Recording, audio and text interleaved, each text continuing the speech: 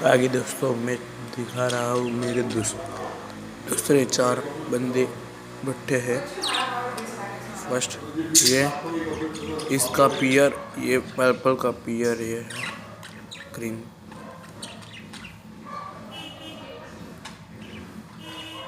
और येलो का पियर ये है।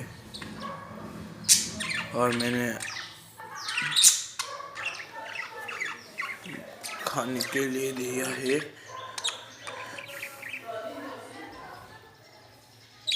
बंड के लिए, इसे कहते हैं कान में दाना, और मीट, सब मीट बहुत मज़े से खाते हैं।